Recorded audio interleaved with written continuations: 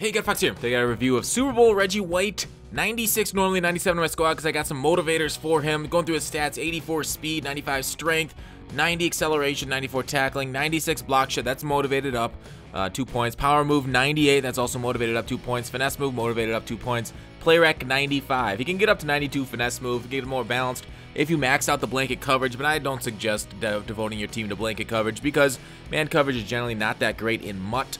Maybe in like draft champions or salary cap, but I've been over that before.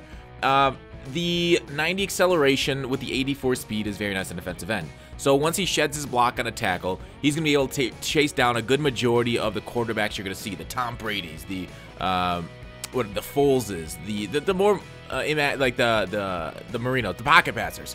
The Vic, he'll still get run away from by the Vic. A lot of the mid 80s speed guys will be able to at least keep up with him on the way out. But like the difference between him and say a slower defensive end, it's pretty noticeable getting that quarterback. They'll have a little bit more time to complete the ball. They'll feel their controller rumble. They'll feel they're under pressure. And they'll be able to get the ball out. So Reggie White, I guess I should mention, he is playing my left end position, his natural position at left end. So the right side of your screen is currently getting pinned by the tight end and tackle. So you see a few where he sheds his block and gets the sack and gets home. But you'll see a lot more kind of what I would call the normal everyday, like this, he's over there just kind of locked into the right tackle, not really doing anything for 4, 5, 6 seconds on the pass rush. And that's unless you're on aggressive pass rush, and you generally won't be because people are going to fake hike you all the time in MUT.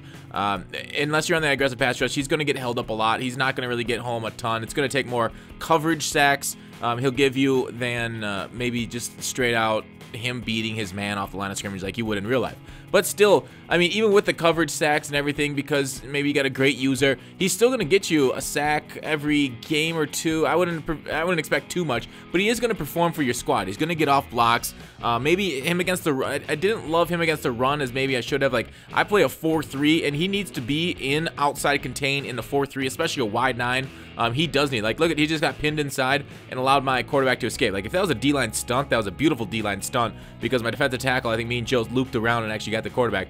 But the thing is with the pass rush in Madden, I've talked about this a few times, like, he's able to be locked up by the right tackle and the quarterback can just kind of sneak around him one way or the other. Like, if you go deep like that, the quarterback will just sneak out underneath you right there. And if you go up the field in the middle, he'll just sneak around you. So it's tough. Like, there is getting washed down against the run. That he should not. That is not a Reggie White move. He would not get washed against the run like that with the tackles or tight ends that are pushing him around. So unfortunately, not as good against the run as I thought his 96 block shed would be. Washed down a little bit. I'm kind of used to running with the 99 block shed guys. The 10 Hendricks I've used at left end. The guys with the motivators to get up a little bit higher. The Mean Joe Green's the defensive tackle. So Reggie White maybe not playing as well as you'd hope, but still, I mean, this is still a top end card. He's going for almost 600K. So still, I think you're going to like the way this left end produces for you, because just like my Aaron Donald Team of the Year review, I want to say he's worth it. Like, he's one of the best, probably top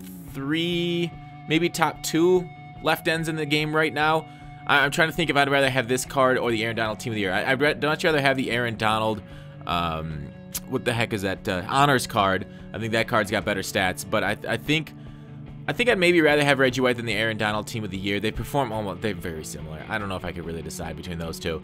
But again, I think like they're the best, but I don't think it's worth this much. If you need to make a choice between cards for a high amount of coins, I don't think a defensive lineman you can get away is worth this amount of coins. You can get away with somebody lower that will do almost as good a job for you, and it won't make as much of a difference as say other positions like a high-end user would. Somebody that's like that Anthony Barr that's super fast, or a cornerback like a Blunt with secure tackler that'll make it. And he's got pretty much a solo chem for jump the snap, so it's not the greatest chem either. Anyways, out of 10. 8.7 just because defensive linemen aren't that big of a deal in MUT to an extent, but he's just so pricey. That's why he's so low. It's because of the price. Thanks for watching. Call to action. I'll see you tomorrow.